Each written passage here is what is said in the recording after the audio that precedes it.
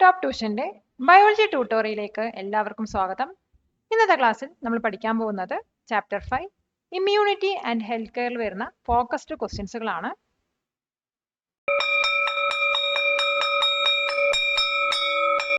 Question: what is the role of histamine in the inflammatory response?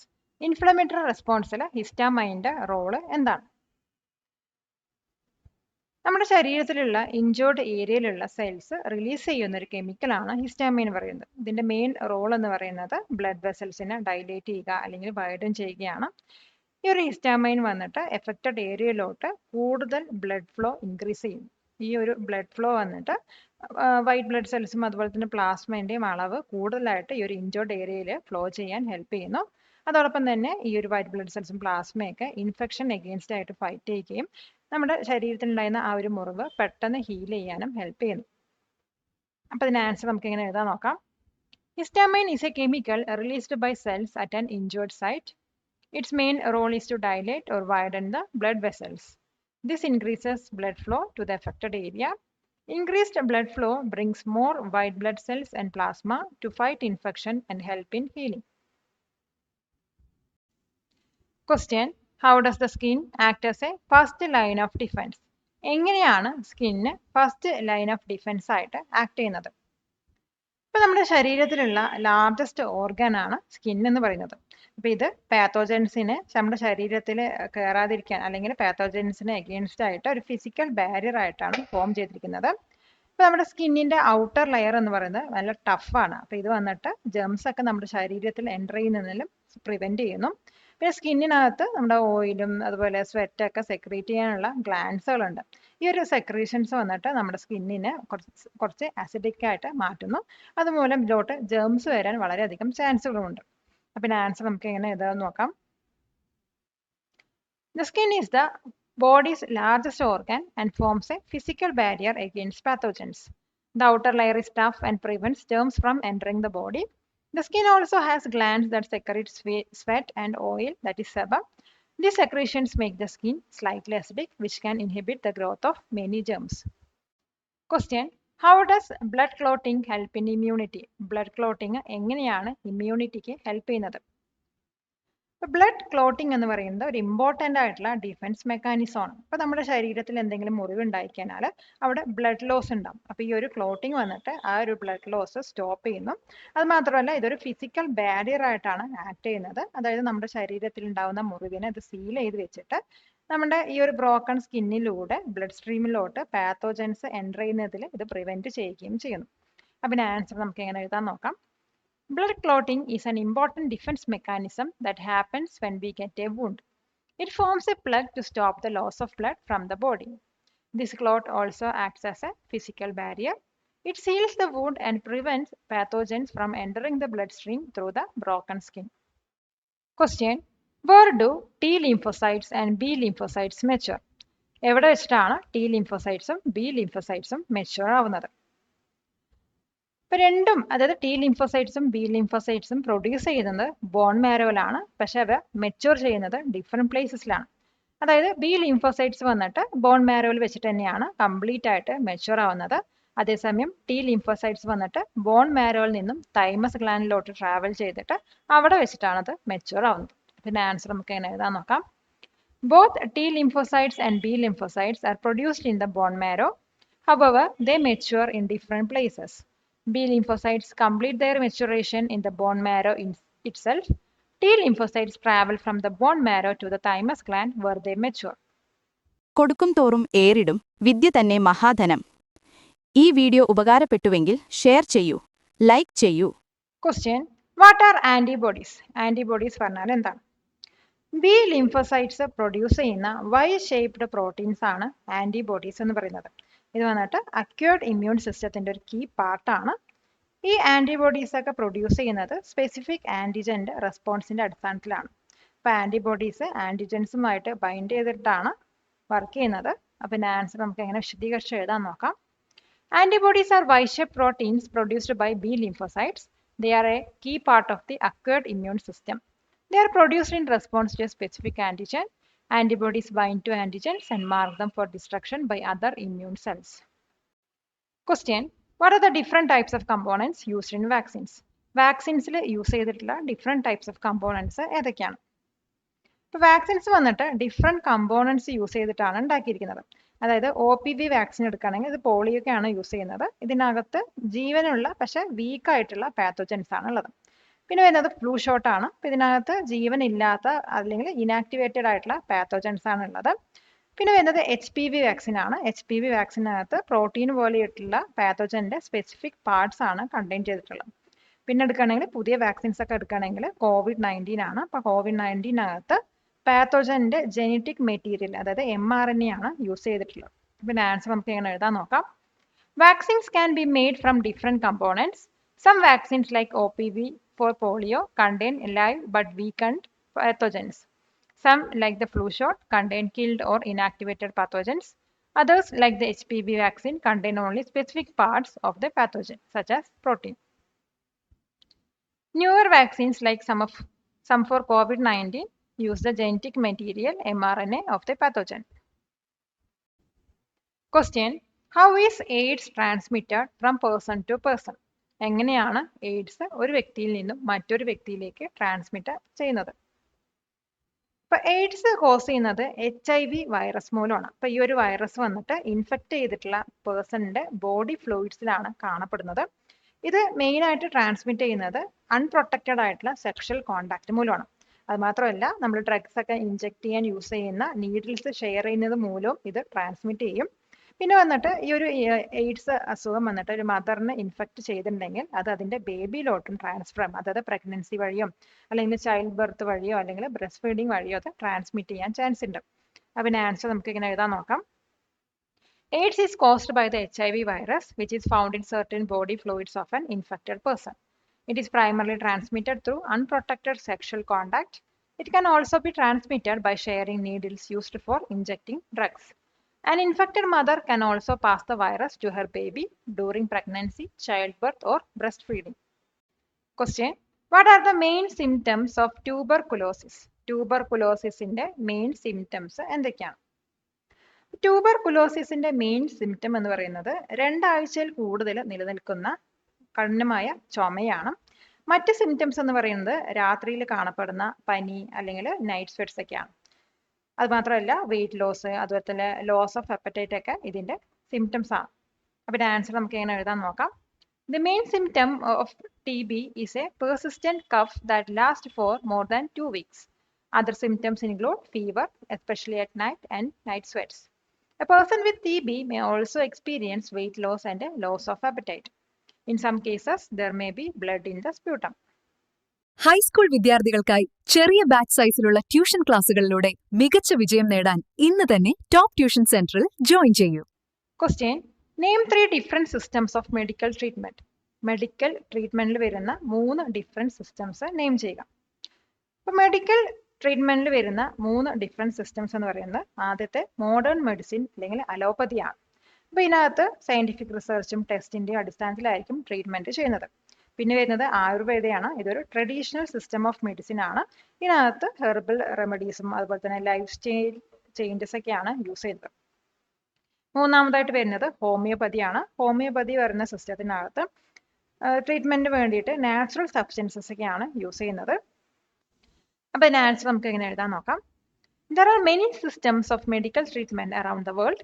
Modern medicine, also called allopathy, is based on scientific research and testing. Ayurveda is a traditional system of medicine from India that uses herbal remedies and lifestyle changes. Homeopathy is a system that uses very small doses of natural substances for treatment. Question: what is antibiotic resistance? Antibiotic resistance പറഞ്ഞാൽ എന്താണ്? നമ്മുടെ ശരീരത്തിൽ എന്തെങ്കിലും bacteria enter ചെയ്ത് കഴിഞ്ഞാൽ അതിനെ defeat ചെയ്യാൻ വേണ്ടിയിട്ട് നമ്മൾ ആൻറ്റിബയോട്ടിക്സ് എടുക്കും. അപ്പോൾ ഈ ഒരു ആൻറ്റിബയോട്ടിക്സിൻ്റെ ഓവർ-യൂസ് അല്ലെങ്കിൽ മിസ്യൂസ് മൂലം ഈ ഒരു ബാക്ടീരിയയ്ക്ക് ആ ഒരു ആൻറ്റിബയോട്ടിക്സ് അല്ലെങ്കിൽ ഡ്രഗ്സിനെ ഡിഫീറ്റ് ചെയ്യാനുള്ള എബിലിറ്റി ഡെവലപ്പ് ചെയ്യും. അപ്പോൾ ഇതൊരു മേജർ ആയിട്ടുള്ള പബ്ലിക് ഹെൽത്ത് പ്രോബ്ലം ആണ്. അപ്പോൾ ഇതിനകത്ത് ബാക്ടീരിയസ് ഒന്നും കൊല്ലപ്പെടുന്നില്ല, പകരം അത് ഗ്രോ ചെയ്തുകൊണ്ടിരിക്കുകയാണ് ചെയ്യുന്നത്. അപ്പോൾ ഈ ഒരു റെസിസ്റ്റന്റ് ബാക്ടീരിയ മൂലം ഉണ്ടാവുന്ന ഇൻഫെക്ഷൻസ് വളരെയധികം ഡിഫിക്കൽട്ടാണ് ട്രീറ്റ് ചെയ്യാൻ, അതുപോലെ തന്നെ അത് വളരെ എക്സ്പെൻസീവ് കൂടിയാണ്. അപ്പോൾ ഇതിൻ്റെ ആൻസർ നമുക്ക് എങ്ങനെ എഴുതാൻ നോക്കാം. Antibiotic resistance happens when bacteria develop the ability to defeat the drugs designed to kill them. This means the bacteria are not killed and continue to grow. It is a major public health problem caused by the overuse and misuse of antibiotics. Infections caused by the resistant bacteria are very difficult and expensive to treat. Question: What are the four main human blood groups? 4 main human blood groups ഏതൊക്കെയാണ്? Red blood സെൽസിനകത്തുള്ള specific ആന്റിജൻസിന്റെ presence അല്ലെങ്കിൽ ആബ്സെൻസിന്റെ അടിസ്ഥാനത്തിലാണ് human ബ്ലഡിനെ groups ആക്കി classify ചെയ്തിരിക്കുന്നത്. ശരിക്കും 4 main blood groups ആണുള്ളത്, അതായത് A B അതുപോലെ O. അപ്പോൾ ഒരു വ്യക്തിന്റെ ബ്ലഡ് ഗ്രൂപ്പ് എ ആണെങ്കിൽ അദ്ദേഹത്തിന് എ ആന്റിജൻസ് ആണ് അദ്ദേഹത്തിന്റെ ബ്ലഡിലുള്ളത്. അതേസമയം ഒരു വ്യക്തിന്റെ ബ്ലഡ് ഗ്രൂപ്പ് ബി ആണെങ്കിൽ അദ്ദേഹത്തിന്റെ ബ്ലഡ് സെൽസിൽ കാണപ്പെടുന്ന ആന്റിജൻസ് എന്ന് പറയുന്നത് ബി ആണ്. അതേസമയം ഒരു വ്യക്തിയുടെ ബ്ലഡ് ഗ്രൂപ്പ് ഓ ആണെങ്കിൽ ആ ഒരു വ്യക്തിയുടെ റെഡ് ബ്ലഡ് സെൽസിനകത്ത് എ ആന്റിജനും ഉണ്ടാവില്ല, അതുപോലെ തന്നെ ബി ആന്റിജൻസും ഉണ്ടാവില്ല. അപ്പം ആൻസർ നമുക്ക് ഇങ്ങനെ എഴുതാൻ നോക്കാം. Human blood is classified into groups based on the presence or absence of specific antigens on red blood cells. The 4 main blood groups in the ABO system are A, B, AB, and O.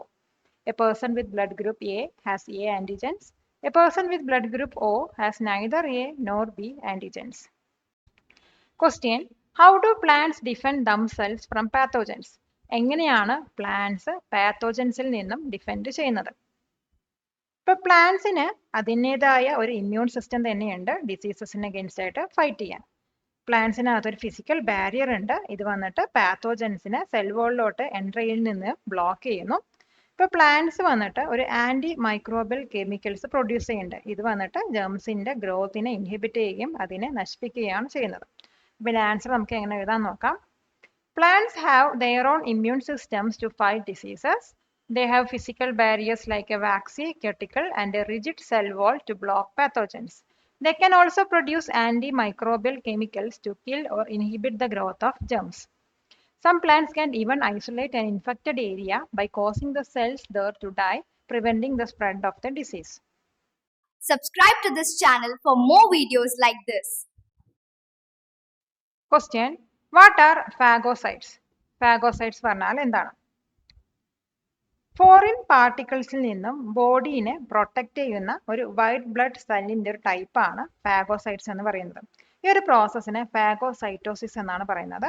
Main ആയിട്ടുള്ള phagocytes എന്ന് പറയുന്നത് ഒന്ന് ന്യൂട്രോഫിൽസും മറ്റേത് മോണോസൈറ്റ്സും ആണ്. അപ്പോൾ ഇതിന്റെ answer നമുക്ക് എങ്ങനെ എഴുതാൻ നോക്കാം. Phagocytes are a type of white blood cell that protect the body by ingesting harmful foreign particles. This process is called phagocytosis. The main phagocytes are neutrophils and monocytes. They are a crucial part of the innate immune system. Question: What is the role of memory cells in immunity? Immunity in memory cells in the role എന്താണ്? Memory cells എന്ന് പറയുന്നത് B ലിംഫോസൈറ്റിന്റെയും T ലിംഫോസൈറ്റിന്റെയും ഒരു ടൈപ്പാണ്.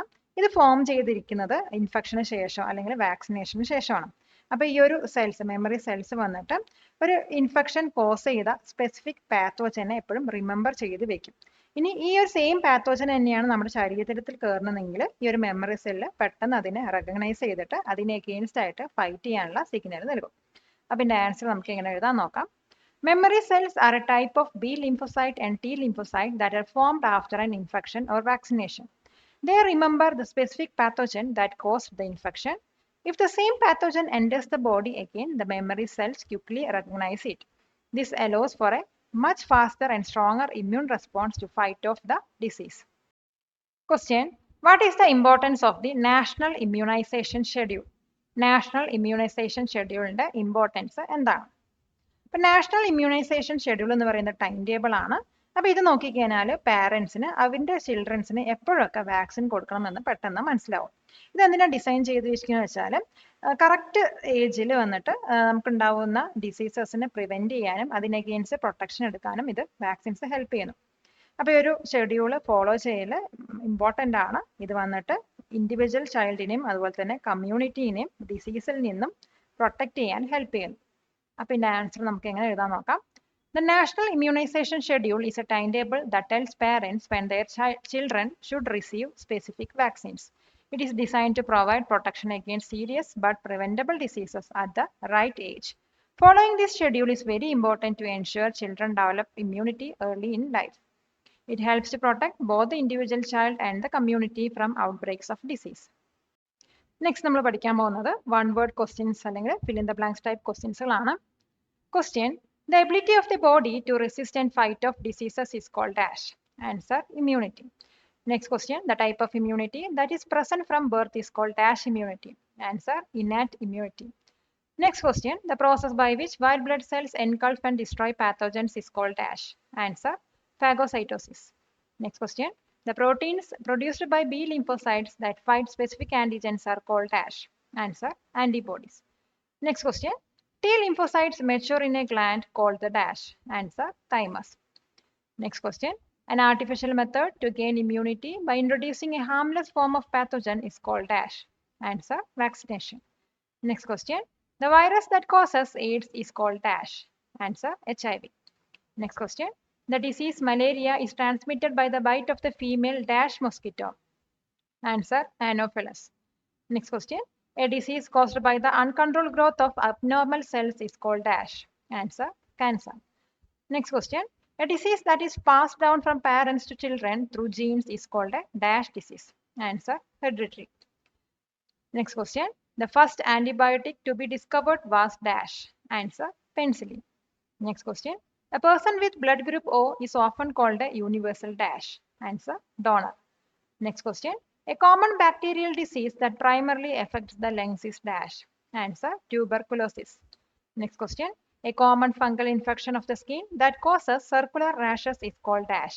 Answer: ringworm. Next question: Any foreign substance that triggers an immune response is called a dash. Answer: antigen. Next question: The redness, swelling, and heat at the site of an injury is known as the dash response. Answer: inflammatory response. Next question: A rise in the body's temperature to help fight an infection is called a dash. Answer: fever. Next question: The BCG vaccine provides protection against dash. Answer: tuberculosis. Next question: The process of transferring blood from one person to another is called a blood dash. Answer: transfusion. Last question: A disease caused by a filarial worm that leads to severe swelling is called dash. Answer: filariasis. Palakkad നിവാസികളെ ഞങ്ങളുടെ class room ട്യൂഷനിലേക്ക് സ്വാഗതം ചെയ്യുന്നു. മറ്റൊരു വീഡിയോയുമായി വീണ്ടും കാണാം.